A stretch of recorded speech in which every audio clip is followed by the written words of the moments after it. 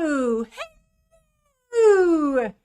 I want to thank everybody for joining me today on this Friday for a fun live stream. Timothee Chalamet is the gift that keeps on giving, not to himself, but to us, because it really gave us a good lead story for today's live stream.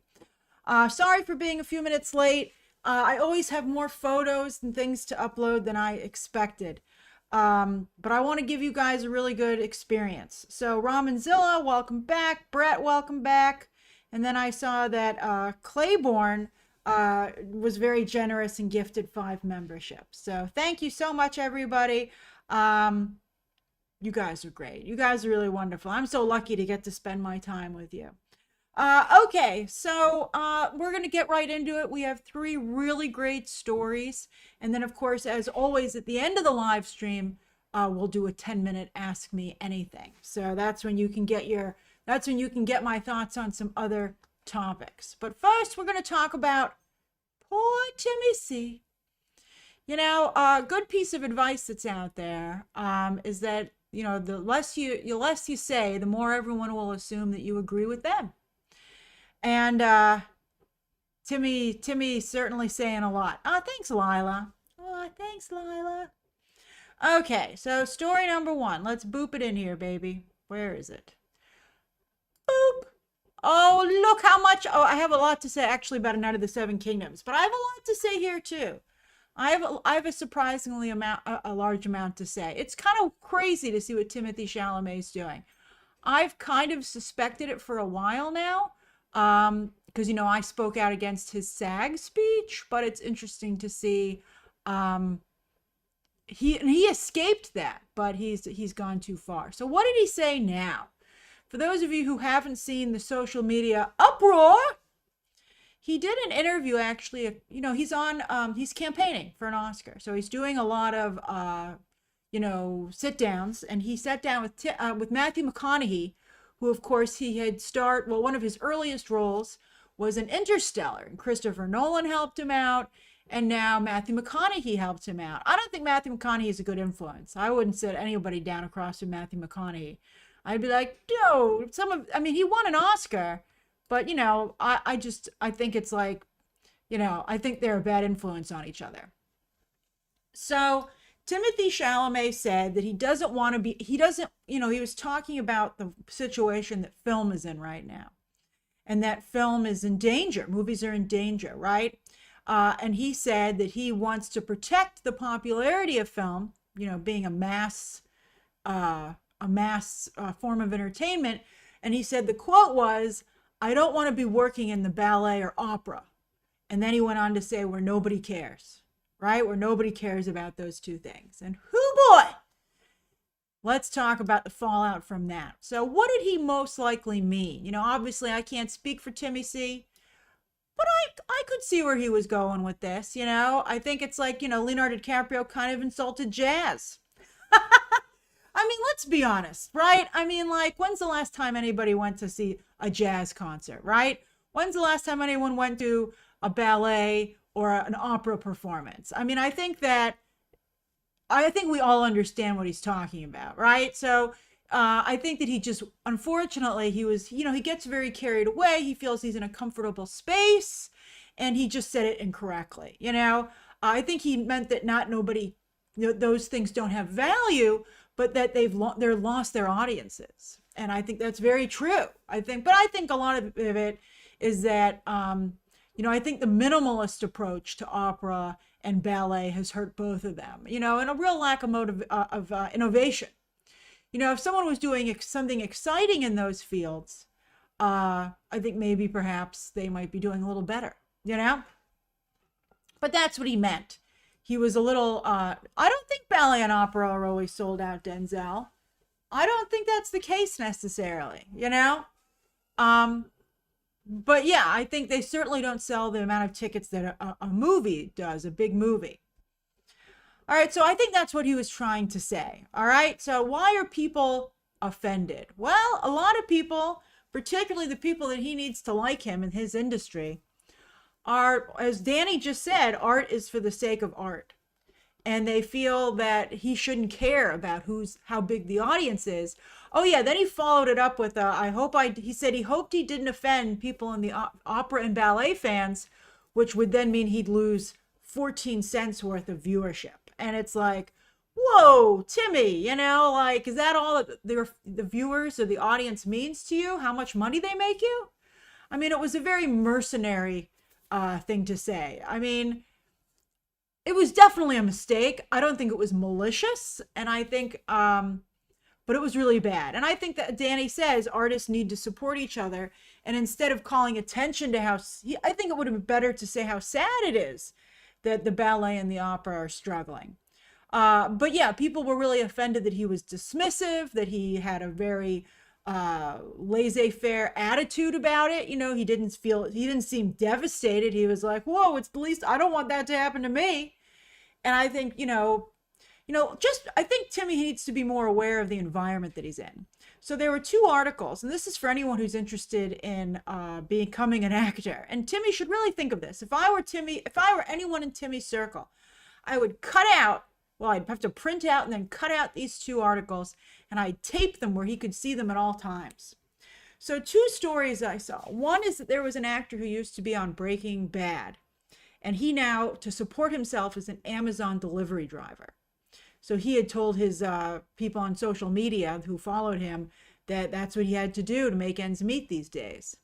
And then I saw another article that talked about the fact that because it's so difficult to get acting work these days, particularly as AI starts to become even more of an issue, a number of actors are making a living, even actors who've been on a show, by working at hospitals as fake patients for med students.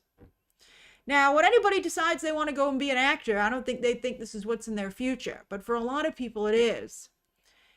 And I think that he should be really, really, mindful of the realities for his fellow actors and creatives. So it's pretty bad. It's, the industry's in a really bad place right now, but you'd never know it talking to Timmy. All right, so he really has like a Don Draper approach, like he's very mercenary. He's very businessy, nothing wrong with wearing your business hat. But you know what? Timothy Chalamet is an actor. He's not a producer. He's not a studio executive. And he seems unaware of the role that he's supposed to play, at least to the house. Behind the scenes, he could act differently. I always tell you the story about Bing Crosby. And Bing Crosby was actually a really tough son of a gun. But that's why he had an agent or a manager who would go and do that for him. And everybody thought that Bing Crosby was a sweetheart because he got someone else to do his dirty work. And so that's kind of an issue that he's having. And then also, he's, I think, really, into blockbusters. And we're going to talk about that in just a moment. But, this started to become a problem for him last year with his Oscars speech. Where is it? His SAGs. Oh, I'm getting ahead of myself here. Oh, yeah, Oscars 2026. All right, so is this going to affect him winning an Oscar? I don't think he was going to win it anyway. I've heard a lot of people online, people who are into the entertainment business don't like him. And I've also heard some people, I've been seeing about people who are talking to voters that he's just worn thin on them. He was doing pretty good out of the gate, but I think that it's really fallen away and he's just not going to win. I don't think it's a Leonardo DiCaprio situation where people just didn't take him seriously as an actor. I think people feel that Timothee Chalamet is not an artist. And he really needs to fix that because an Oscar is supposed to go to someone who's an artist. And, we just talked about it before that Michael B. Jordan has had a similar image, but, he's 10 years down the line. There's about a 10-year age difference, though. And I think that, I think Michael B. Jordan had some similar issues perhaps when he started out, but he's learned a lot, And I think it's, a lot, there's a big thing in the entertainment business when it comes to award winning is it your turn? Is it, time for you to win? And I don't think anybody feels that it's Timothy's time to win. I think that, yeah, that's right. Michael B. Jordan was never cocky, I think sometimes he had his guard up because of some horrible experiences he had with toxic fans. Thanks, Exxon Superfan. But yeah, I think, I think, and I think people are sure that Timothée Chalamet will have another opportunity down the line to be nominated. I really think they just kind of want to knock him down a peg, to be honest with you, at this point. And I think that Timothée Chalamet will be able to come back. Who do I think is winning?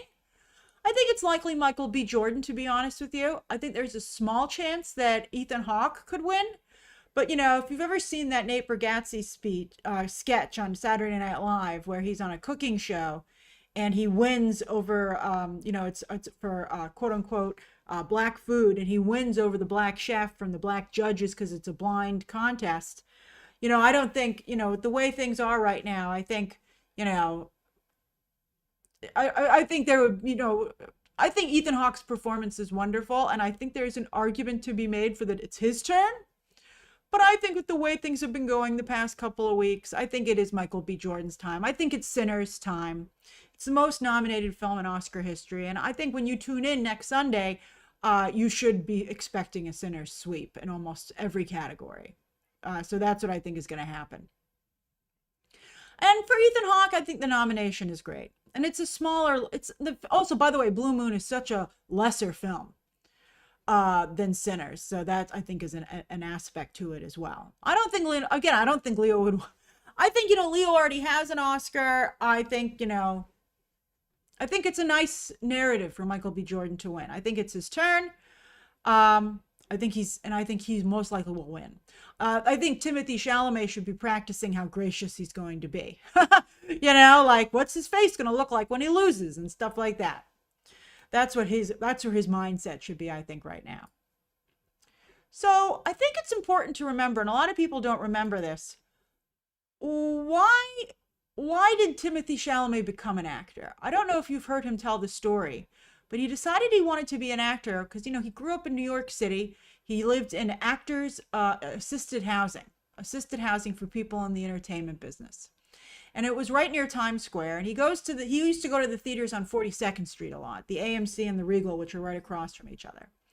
And he said the reason that he wanted to do it was because he saw The Dark Knight and he saw Heath Ledger's performance. Now, Heath Ledger's performance in The Dark Knight is incredible, but not a lot of actors would point to a Batman movie and say that's why they wanted to get into this business, right? I wouldn't qualify him as a Nepo baby because his parents are not successful. I mean, I think that you shouldn't underestimate the inroads they were able to make for him. And I think he has an uncle who works in the business as well. Any help you can get is great because it's such a difficult industry to break into. But they weren't they were living in assisted housing. I mean, they were doing so poorly that they could not afford housing. But still they had connections, and he and his sister have been trying to get into the entertainment business since they were kids. So that's a tremendous amount of time that they've spent on this. And so that's a lot. There's a lot of that there. I don't know why you guys are talking about Rachel Zegler, but it's distracting. Okay. All right. So anyway, I think that might be what got him into acting. But if I were his agent or manager, I'd say, Timmy, maybe you should keep that story to yourself. All right. Like, that's not why people fell in love with you. And, that's really not why people want to see people become actors. There's a lot of hate in the industry towards the big blockbusters because they feel that they take away the art and they keep smaller films from getting made. I just think people are going to think that you're not a serious artist if that's the kind of answer that you give. And, some of you can disagree with me, but just like Timmy C, I can't help you if you want to walk off the cliff, but I'm telling you there's a cliff there. That's why you have agents and managers who are supposed to help you from making these mistakes. I couldn't agree more that The Dark Knight is a fantastic movie, but, it didn't win. It got snubbed at the Oscars infamously, right?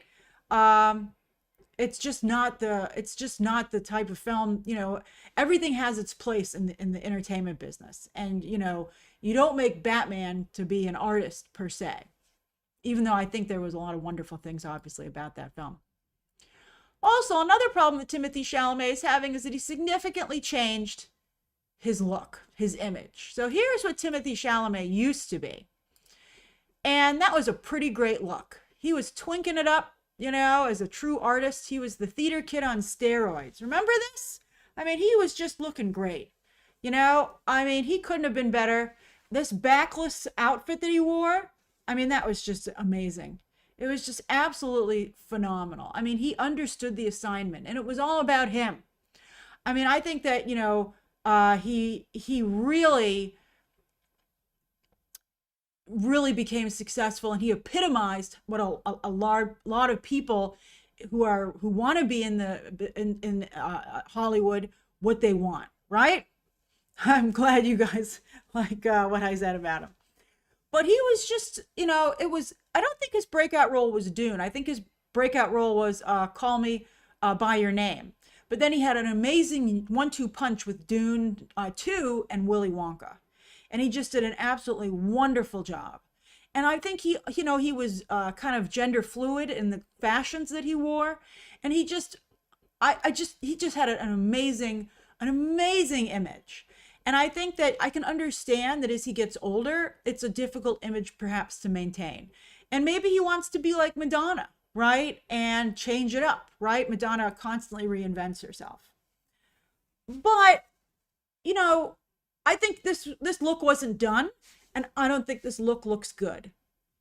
I feel like he has this, and also I want to point out another actor, Michael J. Fox, who made a very touching appearance at the Actors Awards last weekend. But Michael J. Fox had a very hard time growing into his look, and some people could say never did. You know, when you have this very very young look, it can work really well when you're in your teens and 20s, but then when you start to become a full-fledged adult, you know, sometimes you don't grow into the look. You know, what was a benefit to you when you were younger doesn't work so well as you get older, you know? And also just people change what they're looking for. Like Paul Anthony Kelly on, you know, the love story on FX about the JFK Jr. Carolyn Bessette romance. I've seen a lot of people talking about like, oh, finally an attractive white man, you know, and like a real man. And I think, you know, Paul Anthony Kelly couldn't have come at a worse time for Timothée Chalamet. You know, he's like the exact opposite of Timothée Chalamet. And so that's not great for him. The timing's pretty bad. I don't know why anybody let him out of the house looking like that. Kylie Jenner must be spending so much time on her own appearance. She always looks fabulous, by the way. She should be working. Why isn't she contouring him? I'd be like, he desperately needs some contouring makeup. So yeah. So it's not good. I think he looks much better. And I think also, you know, it's just like when Kerry Russell cut her hair. She never should have cut her hair. He had to cut his hair for Marty Supreme and then Dune 3. But I'd be like, dude, put a bald cap on. That hair is like your whole persona. So, yeah. Let's see here. Adam Sphere says, if he's not LGBTQ, why should he dress LGBTQ? Well, that's, you know, an important conversation in terms of queer baiting, right? I think that he became very famous in a queer role in Call Me by Your Name. And I think he needed to understand that it's a little bit like Sydney Sweeney, but in a less political way. It was Timothée Chalamet's idea to go in and become really successful with the LGBTQ, very left, you know, very artistic fandom. That was his idea, or that's where, you know, he had his breakout role. So, you know, I think that he played into that. And I think if you abandon that group with the change of how you look, you can't expect them to follow you, you know, and who's his new fandom going to be? He has to start from scratch, just like Sydney Sweeney did really well at The Housemaid though. But, you know, you don't want to lose who made you successful, right? And, you know, nobody told him to dress like this. You know, this was his idea. And it was great, by the way. I mean, he looks fantastic. He looks amazing. I'll never forget this backless red outfit. It made a huge, it was just so fashion forward. It was amazing. All right. Do you think he wants to expand to a male fan base? He had male fans. I don't know if it's possible. I don't know. People are always so eager to get something they don't have. They don't think about losing what they do have. Somebody should have explained to him that was a real concern. All right. So there started to be cracks in the facade when he gave his SAG speech.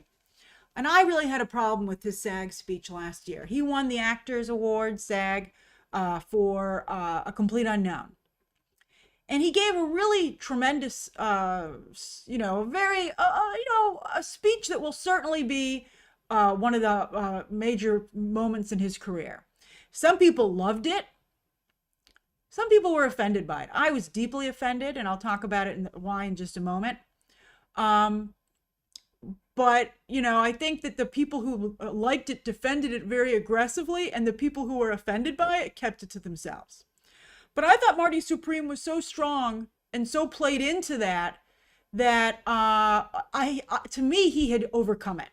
So it's such a shame to see him make another mistake when it's like, whoo, you survived that one, Timmy. And he's like, good, because I'm about to make another huge mistake. And you're like, why are you doing it, buddy?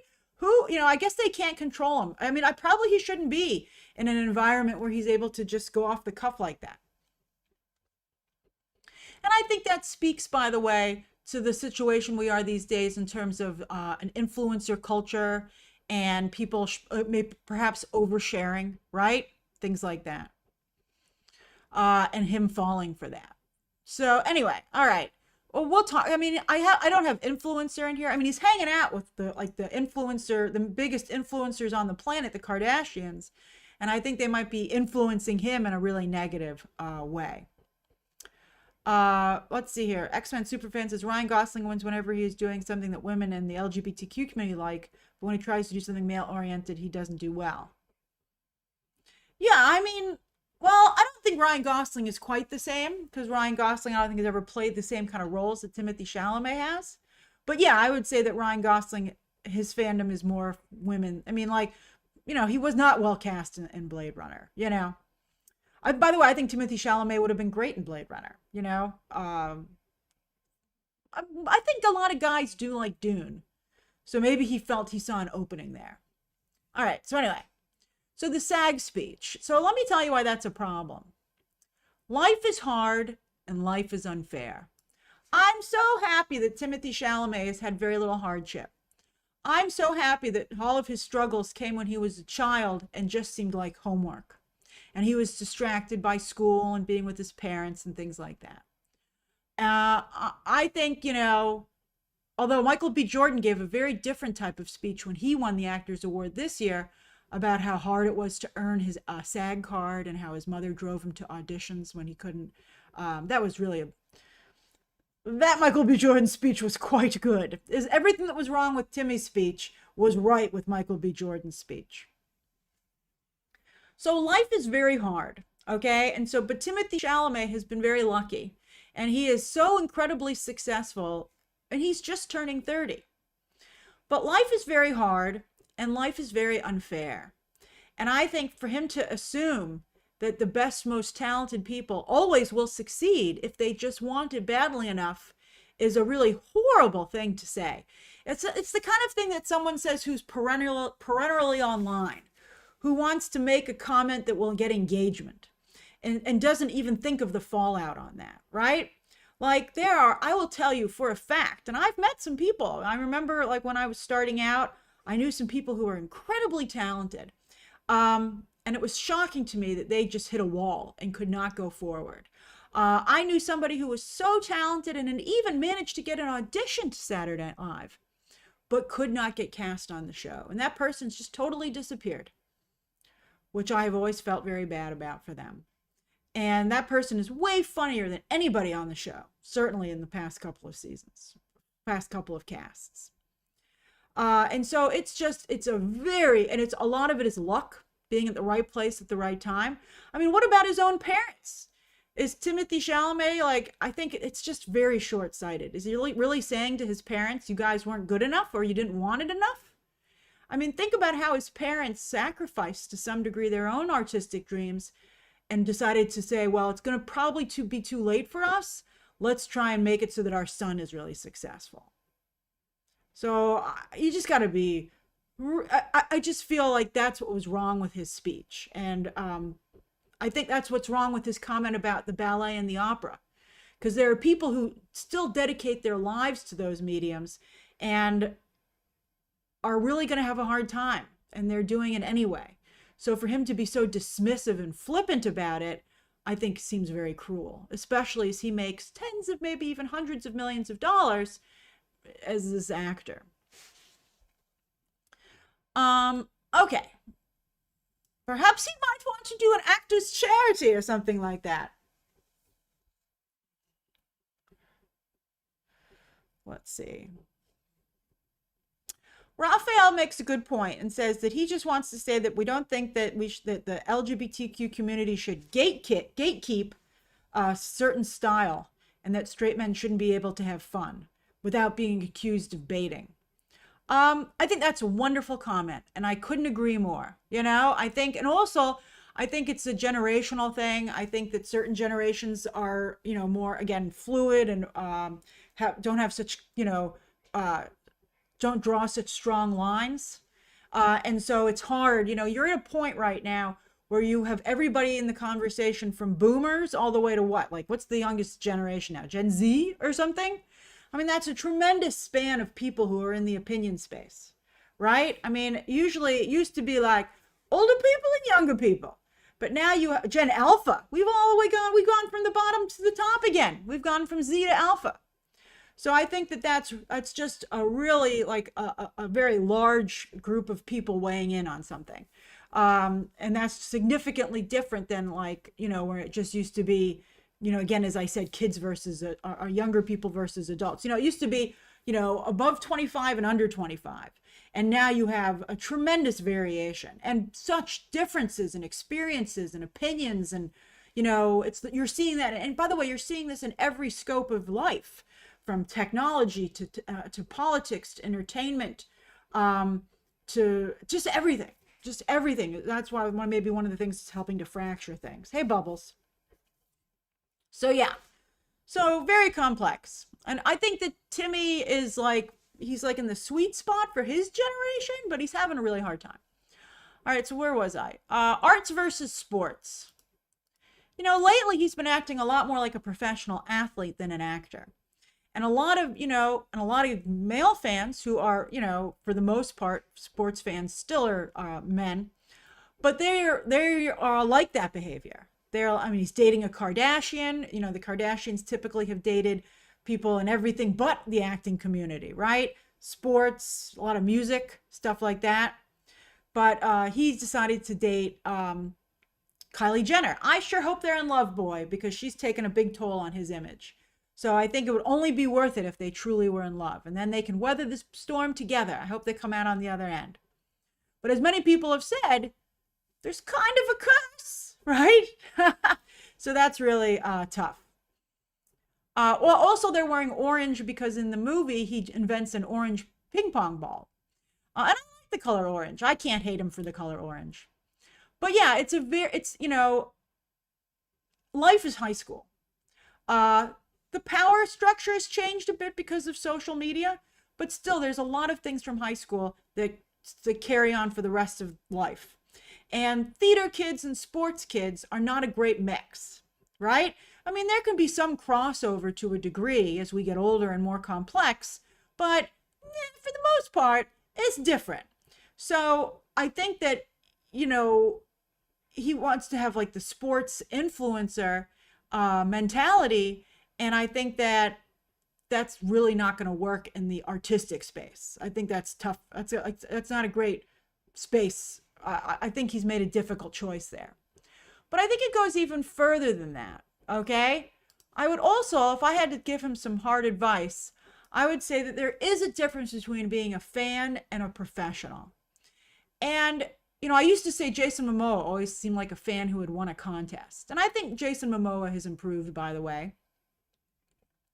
But I think that Timothee Chalamet acts more so than ever like a fan. And I think he's trying to be relatable to other people.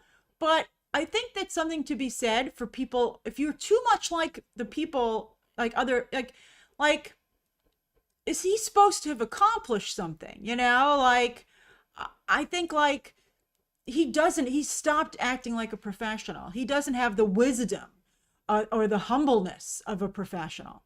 You feel that way about John Cena? John Cena, sometimes when I hear John Cena speak, I think he's quite professional. And I think you're right, J. Jonah Jameson. James Gunn has a similar issue. James Gunn is perhaps too much of a fan. Now, I think having your finger on the pulse of what fans are interested in and being relatable to them is very important, but there's supposed to be a distinction between, you're supposed to evolve. And I think that's a big problem. I think that he just seems less and less like a professional and more like a fan. All right, so the next thing I'll say is that too much Timmy. He's run 2 Oscar campaigns in a row now. A Complete Unknown and now Marty Supreme. And I feel like everybody needs a break from Timmy. And Timmy needs to take a break too. I think he needs to give people an opportunity to miss him. Margot Robbie very smartly took a break after Barbie. And I think that worked out quite well for her. Wuthering Heights kind of didn't end up doing so well, but I think it's not because people were having a problem with Margot Robbie. I think that, I think that after Dune 3, he really needs to take a break and just give people just a minute to reset, give himself a minute to reset, and for people to give people the opportunity to miss him. The influencer culture, by the way, is post as much as possible.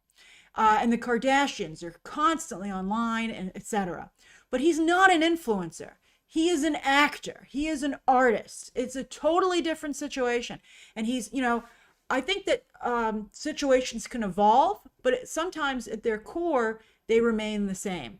If some people have been doing things the same way for hundreds of years or since the business was invented, there's usually a reason for it. And now you can adjust it, but I think that's all. I just think he needs to understand that he's not an influencer. He's not an athlete.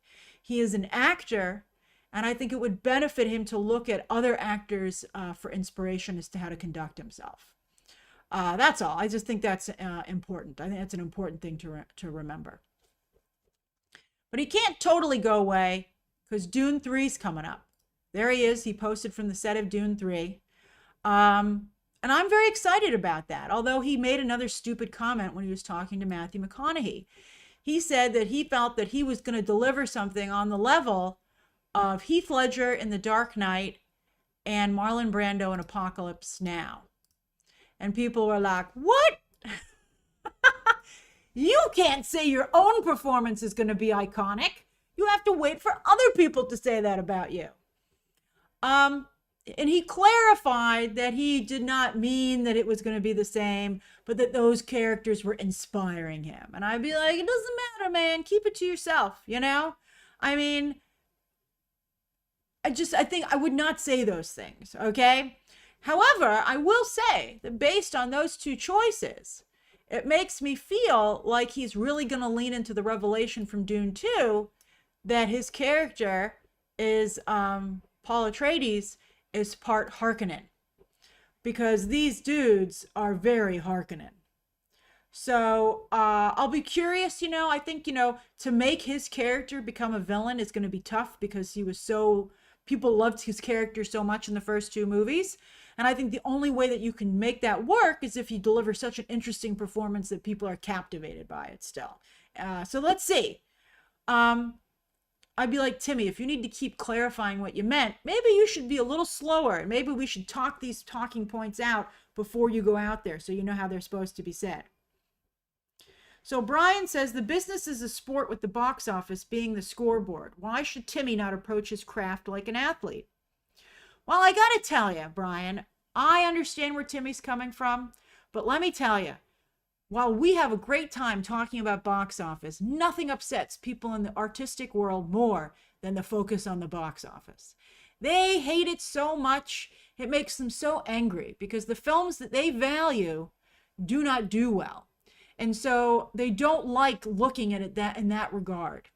So, and by the way, in sports, most people in the sports world can make a living. Most people in the arts world cannot make a living. So if you're going to make the whole point of being an artist to make money, then you're going to have a significantly fewer number of people go into that medium. So that's the issue there. You know, the arts can't be about making money, or else you would not be able to get anybody to take the job on, because most of the people will not be able to support themselves in the craft that they've chosen. So that's the difference. Also, sports is just entrenched in money. People gamble. You know, that's why it's kind of icky to put gambling into the entertainment space like they did with the Golden Globes. You know? And as Zeta says, money is not the only thing that matters. You know, I think you really have to, again, it's taking a look at the whole picture and everybody's experience, and that everybody's experience is not the same. And so I think he's really saying, it comes across as that he thinks he's better than other people because he is successful and they're not. And that is a really horrible and very insulting stance to take. And I don't know why you would want to make anyone feel bad about themselves. All right, so I'm running over. We talked for Timmy about for 36 minutes. So I got to get to the next stories here.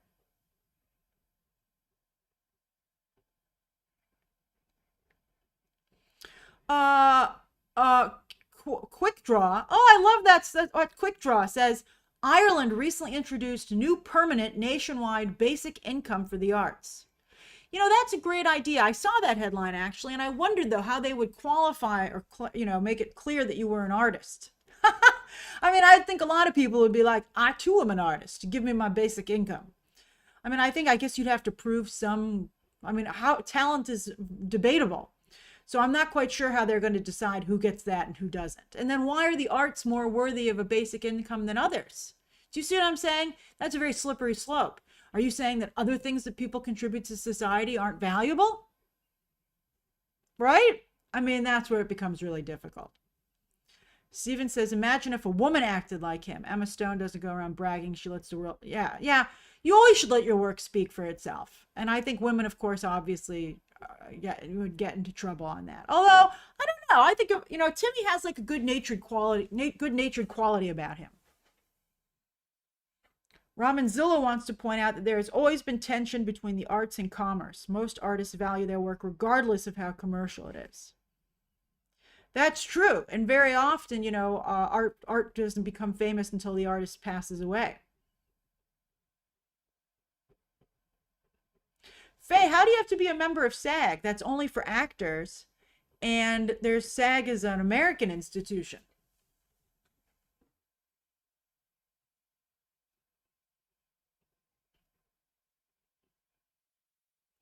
J. Jonah Jameson makes another good point. Expensive productions used to be prestige films like Gone with the Wind, Ben-Hur, Stagecoach. That's true. I mean, I'm excited for The Odyssey for that reason. Let's see if Christopher Nolan can pull it off. Elias says, maybe it's not the Kardashians' fault. Maybe Timmy's just stupid. I don't know if I'd call him stupid. I'd call him very, very, very sheltered and naive. He's like a little baby bird. He's like Icarus, to borrow from that. And he's never flown too close to the sun. But I think he's getting close. All right, you want to boop to a Night of the Seven Kingdoms? Yeah, we better get going. I have to get out of here at a certain time. Okay. All righty. Poor Timmy. I hope that he doesn't just completely implode when he doesn't win the Oscar next week. Okay. Raphael says, is it just his impression, or is Michael B. Jordan doesn't do a lot of headlines and campaign? Well, here's the thing. Timmy's campaigning very publicly. Michael B. Jordan is going behind the scenes, and he's doing industry events that are behind closed doors. And I think that also goes a long way. You know, like Timmy's unfortunately doubling up. And he's like, I not only want to campaign for awards votes, but I also want to get publicity. Whereas Michael B. Jordan's like, look, I don't care about the publicity. I just want to talk to you about my craft. Do you see the narrative? Do you see how you craft a narrative?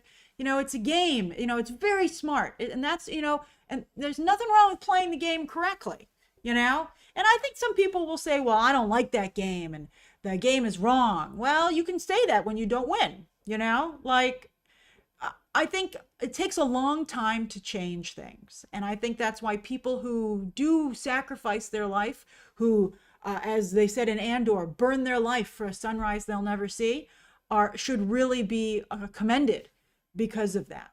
All right, yeah, let's go to the next story. Boop. Oh, all right. So, oh my God, we got to work our way through this. All right, so Night of the Seven Kingdoms. Woohoo! All right, I loved A Night of the Seven Kingdoms. I think this is such a tremendous show. I feel a little bad about the way things developed with it. I feel bad that it doesn't have great viewership. And I feel bad that it kind of became like co-opted by super conservatives. I have no problems with conservatives enjoying the show, but I'm talking about like super toxic conservatives who are like, yeah, this is just for us. Aha, we told you. Like it's just like, you know, it's some of the discourse around A Night of the Seven Kingdoms has been really bad. Okay. And I told you before, the people who make this show are pretty clearly very left-leaning, and I think they would probably be appalled at some of the discourse that they've created. And so I think that you're seeing already some intentional pushback against that with this casting. Okay. So the first thing about A Night in the Seven Kingdoms, the second story, it's called The Sworn. Oh, I wrote sword.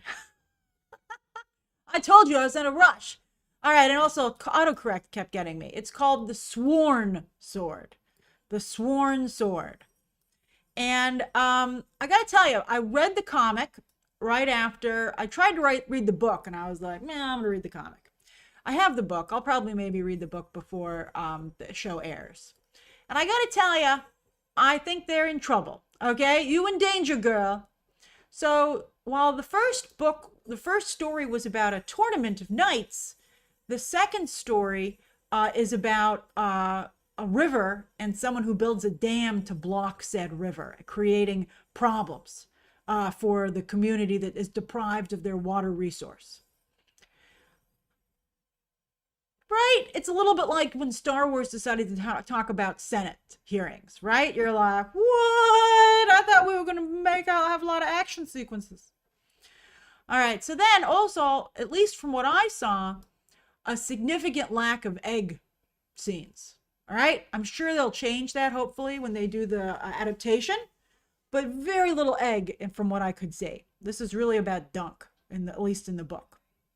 It is a lot like Frozen 2 and Hoppers. That's true. It is very much like and Faye says, I've already fallen asleep. Yeah, this is going to need significant work. It does have the Blackfire Rebellion in it, okay, with some flashbacks. So that's nice. But even still, from what I could see, they'd have to significantly flesh those out. I mean, this is a very small story, like a super small story in scope. But it does have some interesting discussion about lords and feudal responsibilities. So the feudal system used to be that you would live in a land and you would pledge yourself either as a knight or as a farmer or a worker to your lord. And your lord would therefore protect you and had a responsibility to do so. Not only in terms of your safety, but to provide for you and things like that. So I think they're really going to try and take a look. Again, it sounds a lot like early Star Wars, like the Star Wars prequels. They're going to take a strong look at the feudal system and how it plays out, right? And like how it was set up and the pros and the cons. And so you're like, I don't know about that, man. So we'll see how that works out. All right, so next I want to talk about Game of Thrones' history with diversity. All right? They've had a problem with this, that they've been trying to correct. very little diversity, very few female characters in the first Night of the Seven Kingdoms and in Game of Thrones in the beginning. Now, people often point out that, hey man, it's a fantasy. Anyone could be in these stories because it's a fantasy, right? So you could certainly reimagine it so that you included more people to be there. Now, people talk a lot of times about the diversity of the demographics of populations, but not everybody in a place goes to the movies or watches a TV show. We look at demographics for movies every week, and I'd say over 50% of the audience is usually of color when we look at movies. So, audiences of color have proven to be, a real game changer, not only in terms of viewership and ticket sales, but also in online discussions. So there's some element to that as well. So, the ratings for A Night of the Seven Kingdoms has not been great. We'll see how it looks when they wrap up the show, but so far it has been unable to trend. Yes, the episodes are short. Yes, it's a weekly, but it clearly needs to reach a bigger audience. So they're going to have a female character here in the second season. They're a major female character, and I'm very concerned how that. I hope that character is well received and well portrayed. It's a double-edged sword. Just ask Star Wars. It's not just enough to include, different types of people, but you have to do a good job in including them. And Star Wars was infamously bad at that. So there's that thing that you have to worry about. But then characters of color. This has proven to be a little bit more difficult. Some of the people involved in A Night of the Seven Kingdoms were diverse, and there are several women who've been involved, but the lead showrunner is, I'm not sure what his sexual orientation is, but he's, he's a white male. And I have to say, and that's the same situation as who's the showrunner over on House of the Dragon, right? And I think that they should be asking people of color, perhaps, or trying a little harder as to how to include these characters. I think there was a lot of pushback, and the Dave Chappelle sketch on SNL did a really clever job making fun of that, is that maybe the Valerian house wasn't the best house. I think Dorne was a good idea. With Pedro Pascal back in the original Game of Thrones show, that was his breakout role. Dorne was a clever way to, bring in some diversity to the Game of Thrones world. The Valerians, people at sea on ships, go watch this Dave Chappelle House of the Dragon sketch to see the points that were made, I think, very cleverly. It has seemed more like checking boxes, right? So I think there's some element there. I think that it's really good that they've tried to diversify these stories, but I think that they have not done the best job in how they've diversified them. So that's something else to consider. And I think women will certainly not forget that they, at the end of the day, made Daenerys a crazy ex-girlfriend. That was pretty annoying, I can say, from a woman's perspective. With so many horrible comments made about women in positions of leadership and things like that. That was really an annoying and frustrating way that role progressed. So there's that element. All right, so I think those are all very important things to consider. Then conservative fans of the show. I don't know if you see, I always have this discourse in my peripheral vision because I'm always paying attention to what's going on in the space. And, I don't want this to get acolyted. I thought the acolyte, I agreed. By the end of that show's season, it was pretty bad. And they made some pretty bad choices. But I think that they had a lot of good elements as well. And I think that was totally ignored, right? And you're seeing right now Star Trek Academy getting the acolyte treatment.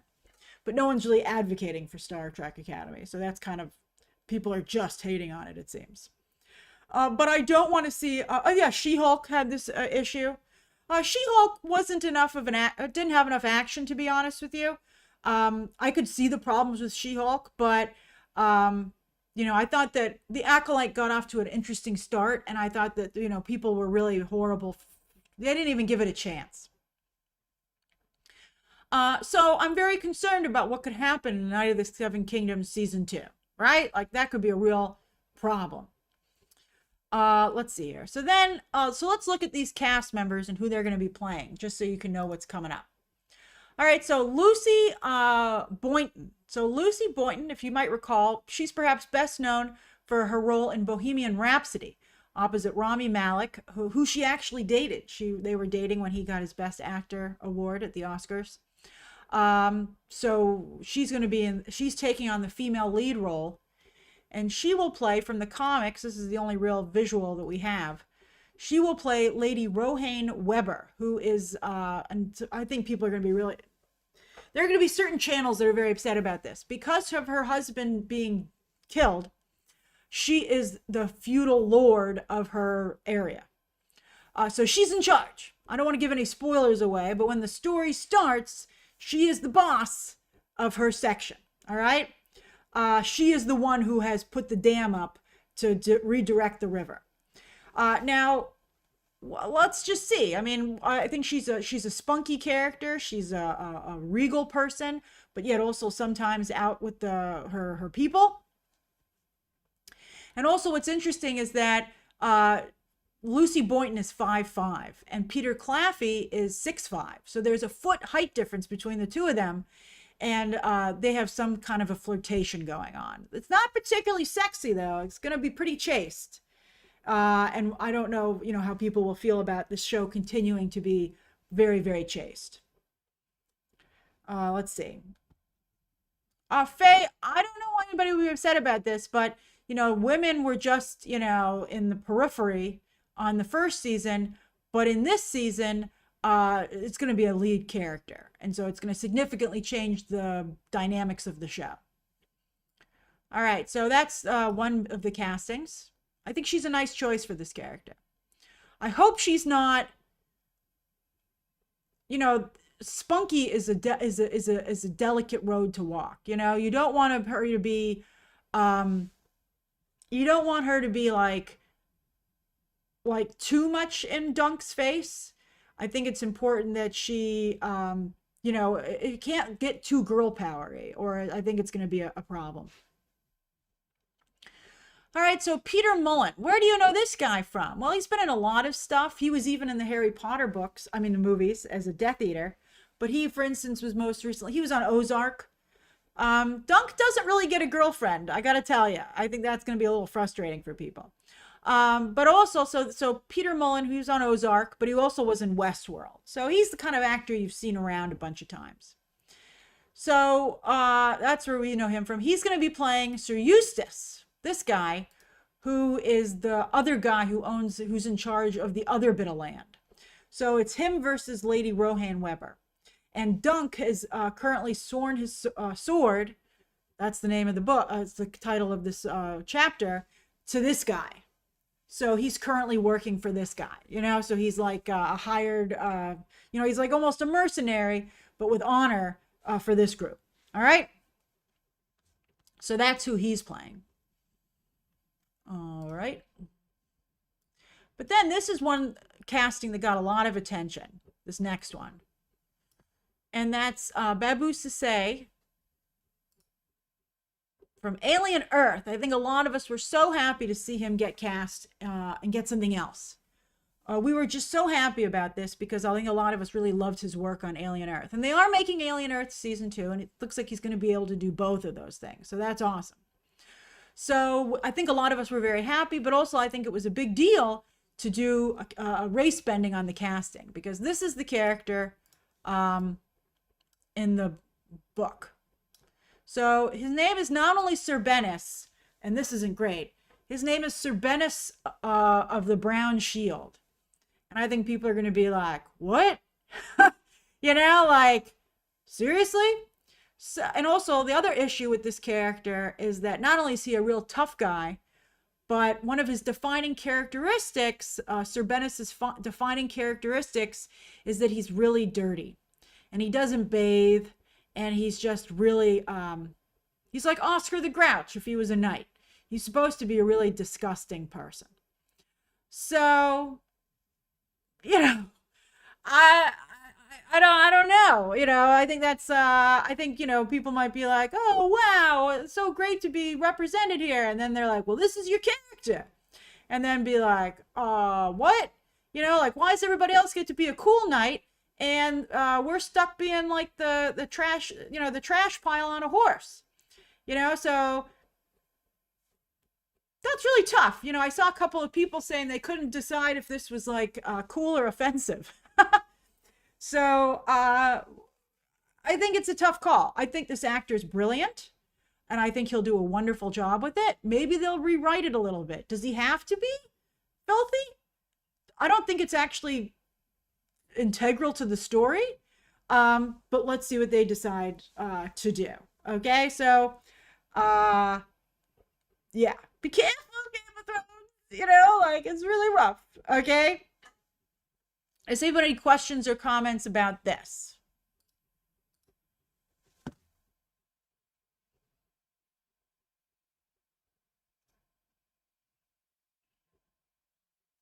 That's right, Mystic. Dunk was also smelly and dirty in season 1. That's right. And certainly was Sir Alan of Pennytree. And I agree, Doc Hayes. I don't think that Babou Ceesay would take a role that was offensive. I think he's a really, and he's also, by the way, a major fan.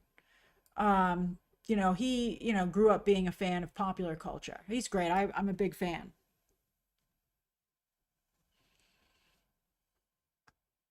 And that's true, Danny. The Middle Ages were pretty dirty overall. Not big on bathing back then.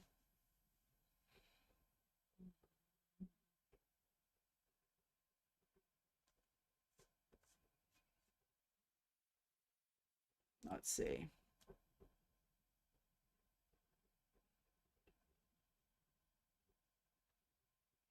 I know that you guys are pointing out that a lot of knights were dirty, but I'm telling you, you haven't read the book. That's the character's defining characteristic.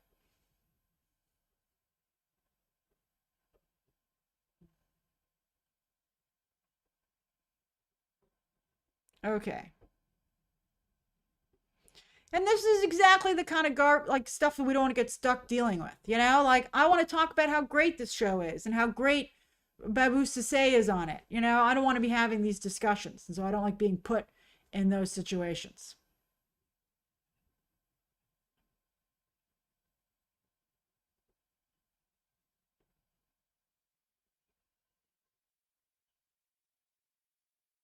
All right.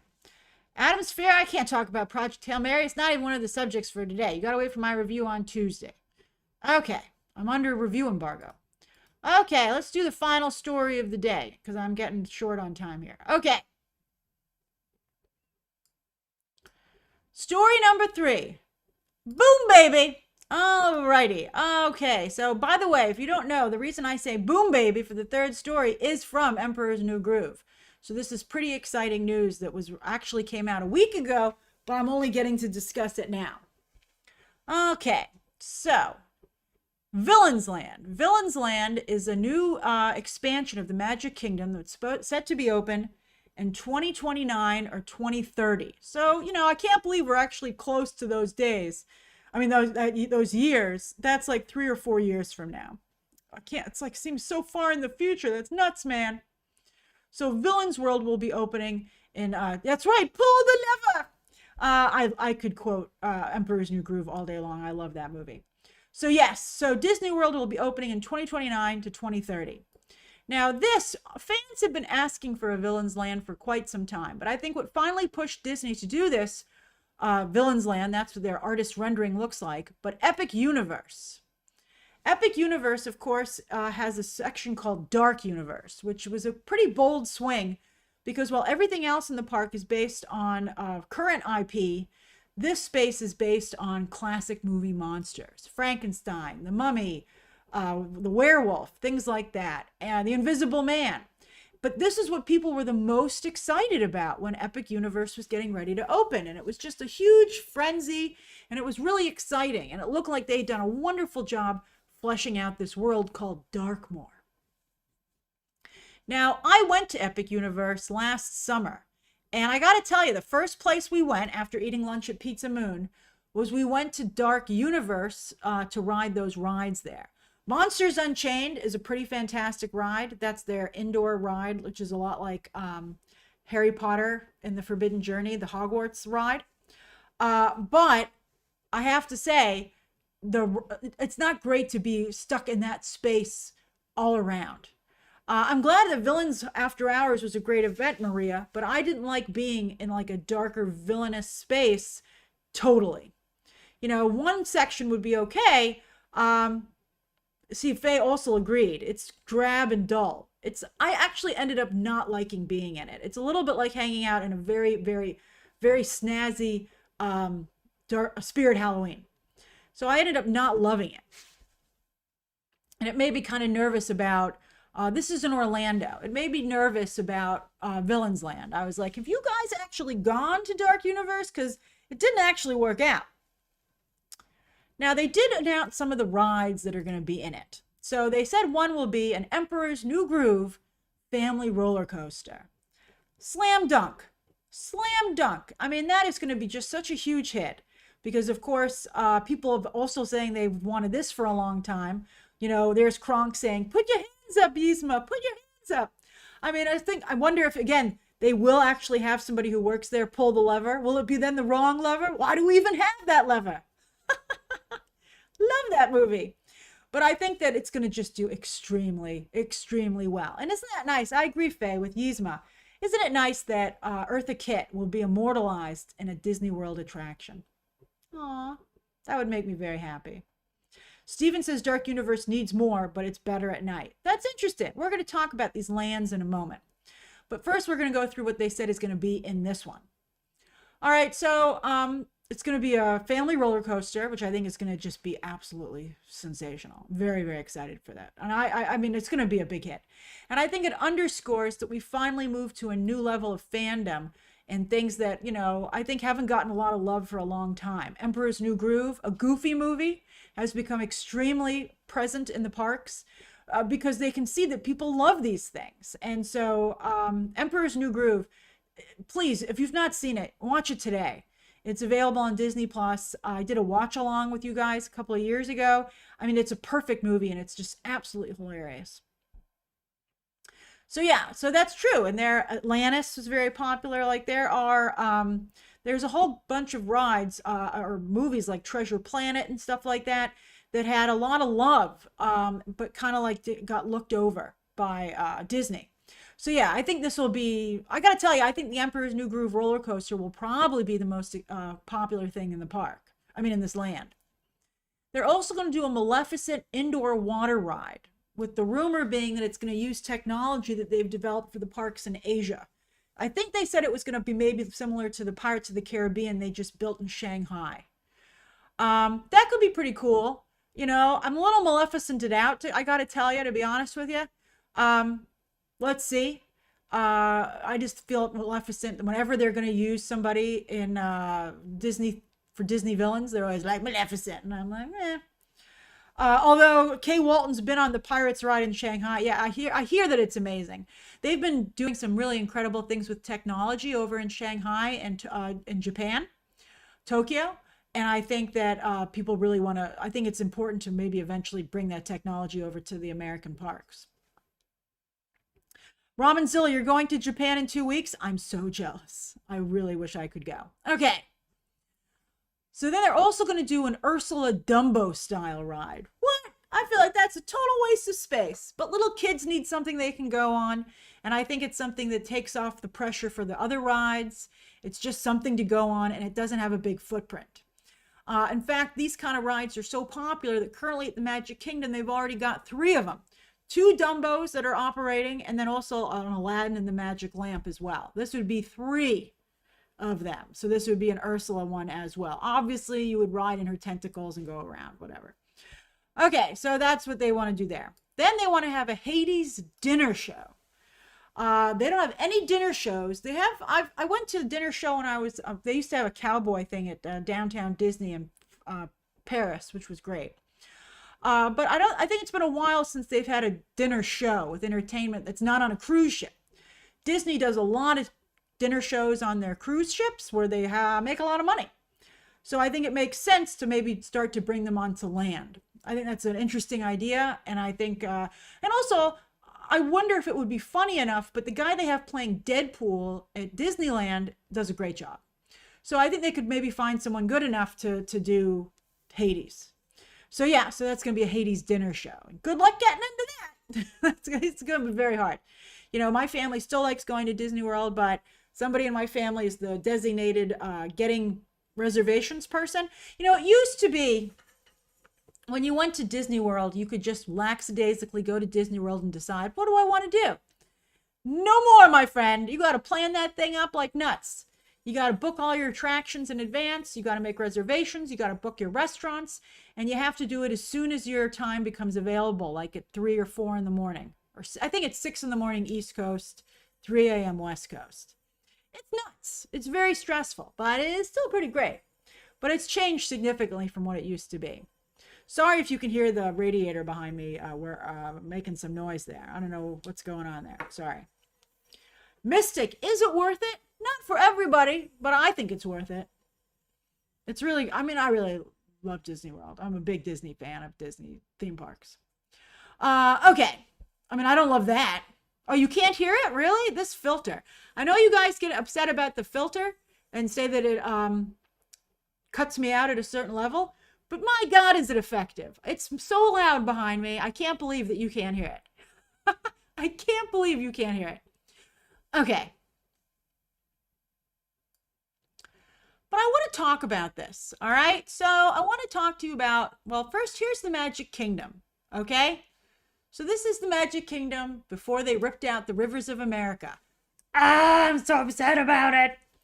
All right, so here is the Magic Kingdom. And they have lands like Fantasyland, and I'm getting full theme park nerd here, okay? Like Fantasyland and Tomorrowland and Adventureland and Main Street, which actually has no rides but is my favorite, and then Frontierland and Liberty Square. But I have to tell you, these lands are more about ambiance, but I think that they all kind of blend together. And I think, like, you know, Thunder Mountain is as big a part as like Liberty Square and Frontierland and Adventureland almost all kind of blend in together as one giant space, you know? And then Fantasyland is huge, as you can see, and has a lot of great rides. Fantasyland has a lot of attractions, especially since they expanded it back here. And then Tomorrowland now has Space Mountain and Tron. That's pretty fantastic. This is a great park. It's wonderful. You should go here if you can. Okay. But the reason I'm pointing that out to you, where'd it go? Is because as they add lands, I think there's a big problem with these lands. Okay? So it started with Toy Story, which was the first land expansion to open actually at Hollywood Studios. These lands are too small. I think that it's a little, Pandora, I should have included Pandora. Pandora is the same problem as well. You run in, you go on the major ride, you sometimes hit the second ride because you're like, I'm here. And it usually has a shorter line. And maybe you get a snack, maybe you don't. There's nowhere to eat in Toy Story Land. They have some place that serves Pop-Tarts. You have to eat outside in the heat, so nobody eats there. They just added a barbecue restaurant, but it has no windows, so nobody wants to really eat there either. So yeah, you run in here, you go on Slinky Dog Dash and Toy Story Mania. Maybe you hit Buzz Lightyear's spin, and then you're out of there. You're like, get me out of here. It's too crowded. That's the other problem. These lands are so small that there really isn't any space to walk around them. So you go in there and you're like, it's just like, I've walked into Toy Story Land and just seen nothing but people. You're like, I mean, for some reason, when I'm in other parts of the park, it seems more spread out. But in Toy Story Land, you're just like, I mean, really, it is very much like Avatar Land. You're like, let's get in and get out. Like, yeah, just lines, Maria. It's just lines, you know? And I would say, you know, Animal Kingdom, because it's so hard to traverse Animal Kingdom, it's gotten to the point where my family and I actually didn't go to Animal Kingdom last time because I was making movie math. I was doing movie math for Superman. But, you know, go on Flights of Passage, hit the other Avatar ride, and then you get out of there. Same thing. I actually met my family as they were leaving. I took the bus all the way from my resort to Animal Kingdom, and they were like, "We're heading towards the gate," and I was like, "I'll meet you there." And so I met them, and we got back on to go to a different park. So yeah, I think that the parks are, these lands are not great. And then Star Wars Land has a similar issue. You know, everybody likes Rise of the Resistance. You kind of, there's no monorail, Elliot, to Animal Kingdom. The monorail only goes to Magic Kingdom and Epcot. I love the monorail. People don't take care of the monorail as they used to anymore. All right, so anyway, Star Wars Land has a similar issue. You know, there's really only one good ride there. The food there sucks. Nobody should eat in Star Wars Land. And they've kind of ruined Star Wars. So like, nobody wants to go and buy any souvenirs there either. So you're like, again, you run in there, you go on Rise of Resistance. I don't even think we went on Millennium Falcon last time. And you're like, let's get out of here. Like, that's the thing. In the old sections of the park, you just like to spend time there. Like, I often think to myself, if I could, like, I would also say the same for Epcot World Showcase. I don't have to go on a single ride to have a good time. If I go to World Showcase, I just like to walk around, and I just like to walk up and down Main Street. And that's something that's really missing. I'm glad you guys I was so mean about the Star Wars food. I'm glad you like it, Sahib. I'm sorry. I'm glad you like Ronto's Rotors. It's basically like a chicken kebab, right? So yeah. People seem to like the blue and the green milk, although I think they retired one of the milks. I think the green milk is now pink milk. I gotta tell you, I can't eat any dairy products because it makes me get bloated. So I just can't. I think the vacation before last, I looked at the photos from the trip, and I was like, why do I look progressively worse as this goes on, as the trip goes on? And I realized because I had been eating ice cream. So I can't eat ice cream. Isn't it sad? Theme parks are all about ice cream. I cheated and had one ice cream last time on Main Street. How can you not have a Main Street ice cream? But I've sworn off. I don't really eat dairy anymore at all. I'm just totally off of dairy. But yeah. I don't know what it is. Okay, I gotta tell you, I have a family member who's like, you don't even like ice cream that much. And I'm like, it's true.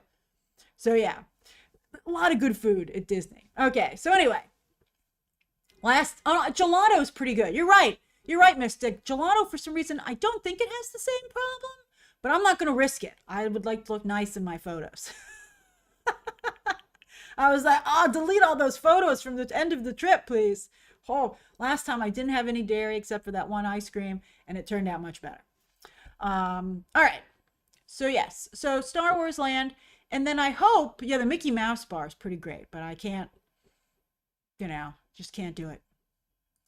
All right. So Mickey Mouse bars, I'll tell you one quick Mickey Mouse bar. I gotta get going. So anyway, one time a family member and I got the Mickey Mouse head bars, and they were like frozen like a rock. We were like, we'll eat these after the ride because we have to wait online, but it'll take that long for them to thaw. Well, unfortunately, the ride line was longer than we thought. So we were like, these are going to be mush by the time we get off this attraction. So we just broke them up within the bag and created instant cold packs. And that was really fun. And then we threw them away. But yeah, so I don't care how frozen it is. Don't buy it before you get on the ride. It's not going to work out for you, man. Okay. So anyway, here's Monsters, Inc. So Monsters, Inc., which is taking over the Muppet Land, and they're building out this roller coaster, this hanging roller coaster in the back. It looks like it has a lot of the same problems, right? Like there's going to be like this main ride, some secondary lame ride to try and take lessen the line pressures, and then there's going to be a restaurant. Okay, I gotta tell you, I don't even think they need a land. I don't think they need a Monsters, Inc. land. What's wrong with just having this ride and a restaurant and a gift shop? You don't need to do a whole Monsters, Inc. land. I think that's the issue.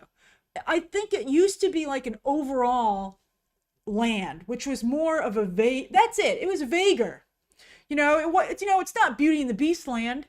It's Fantasyland, right? It's Tomorrowland, not Tron land.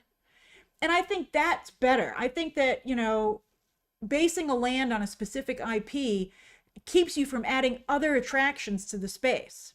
So I think it would be better off if Monsters Inc. was just, Monsters Inc. doesn't need to be a land. It just needs to be an e-ticket attraction with a restaurant attached to it. That's it. Avengers Campus. Thank you. I should have included that as well. Avengers Campus suffers from this exact same problem. Avengers Campus, by the way, and I like Marvel stuff.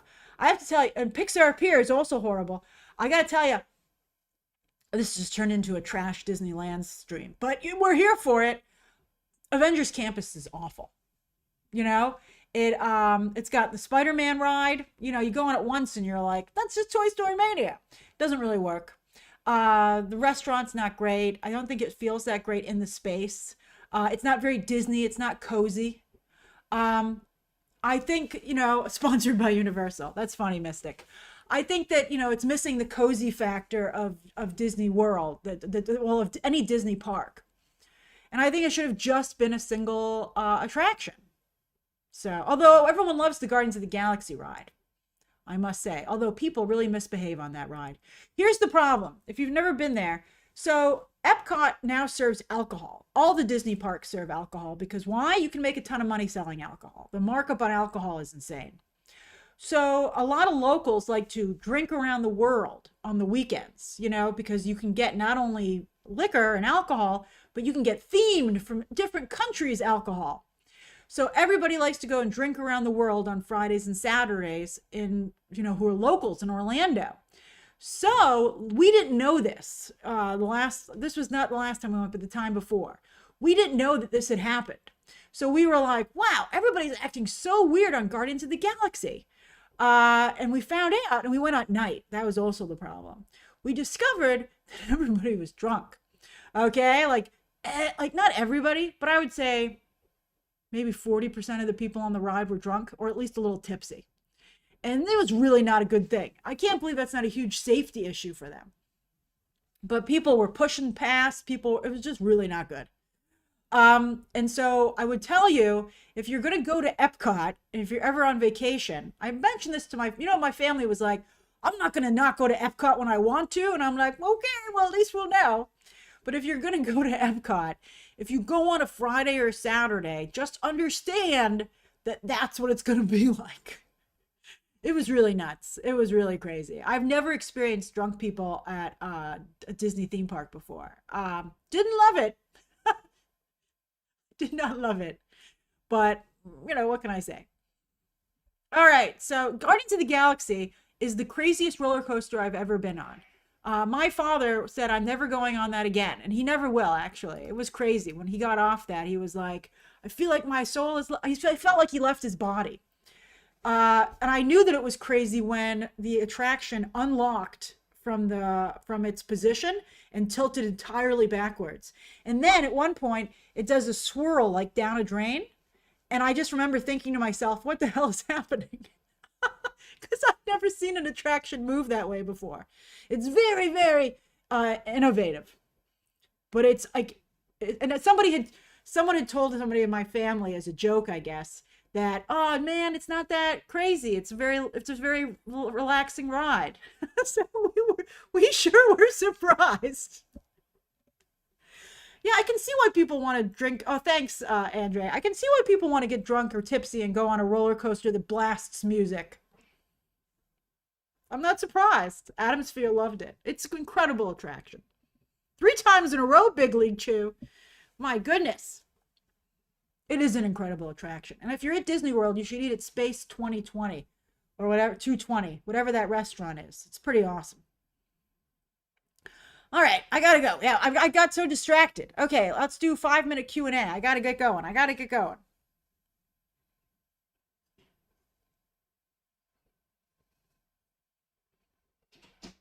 Okay, 5 minutes. I'm sorry. I talked too much about my Disney experiences. Oh, you like Space Mountain, Faye? My favorite Disney ride always shall be Peter Pan. It's just a classic.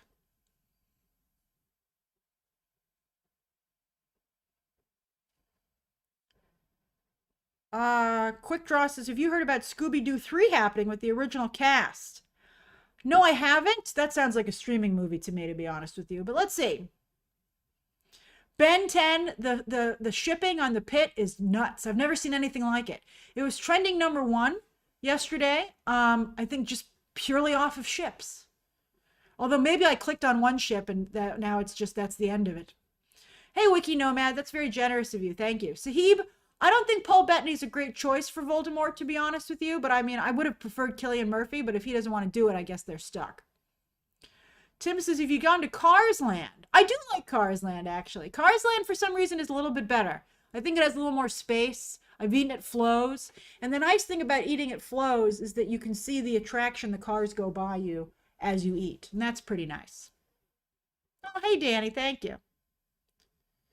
Adam Sphere says, is it a family coaster, not a thrill ride? The Emperor's New Groove will be a family coaster.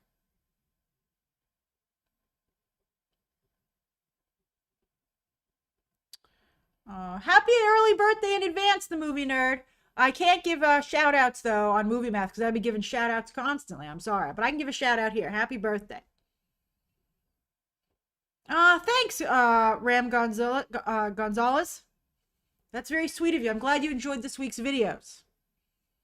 Faye says, no, you can't review, but IMAX or Dolby for Hail Mary. Dolby. I don't think you need IMAX for it, to be honest with you, and it is a long movie. I couldn't believe it. It's 2.5 hours, and you're going to have trailers in front of your showing. So that's 3 hours in the theater. So keep that in mind. It's a 3-hour experience. Adam Sphere says, what is a family coaster? A family coaster is like Slinky Dog Dash or Thunder Mountain Railroad. It's something that's not going to have a height requirement, I believe. It's something that anybody can go on. Oh, happy birthday to you too, Antonio. Sahib, I saw that Wuthering Heights has reached its break-even point, so at least it didn't lose money, and then it'll hopefully make money down the line in the ancillary market.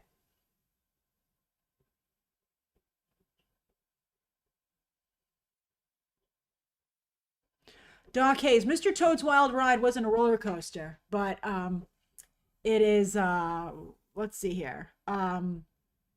That was like a little bit more like a Fantasyland old school ride.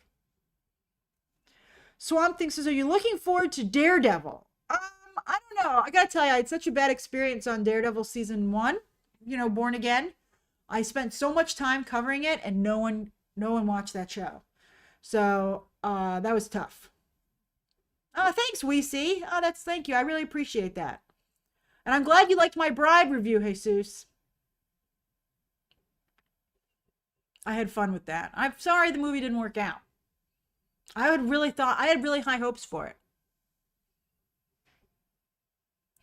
Adam Sphere says Monsters Inc. is going to be a family coaster. Thanks, Blix, by the way. Thank you so much. That's so generous.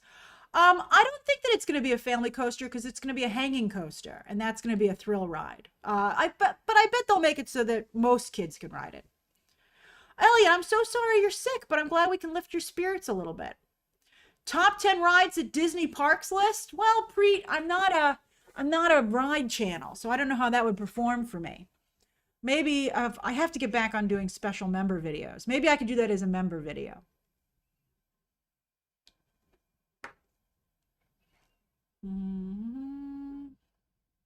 Is Tron a family coaster? No, I think because it has a height requirement. That's more, I think, a thrill ride. I love Tron. It's a little short, but it's so fun being on the ride. That's right, Mystic. BTT Disney.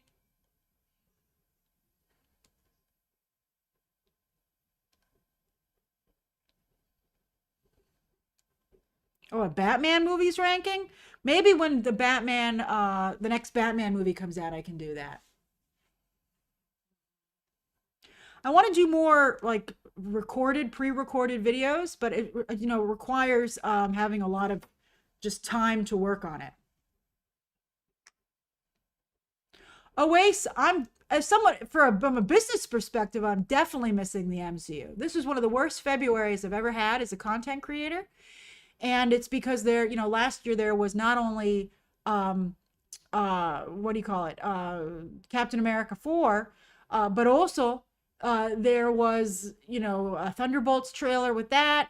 There was also a Fantastic Four trailer right before the Super Bowl. It was just, much, much better. Oh, my timer went off. I must go. I must go. Thank you so much, everybody, for joining me this Friday afternoon, evening, or early afternoon, depending where you are on the globe. I always have a wonderful time with you. We hit 3 live streams this week. I am very happy that the live streams are fully operational. And of course, Movie Math will be on Sunday. And don't forget, a week from Sunday is the Oscars. And I wasn't able to do it for the Golden Globes, but I will be doing a live stream directly after the Oscars next Sunday. We'll have a good time.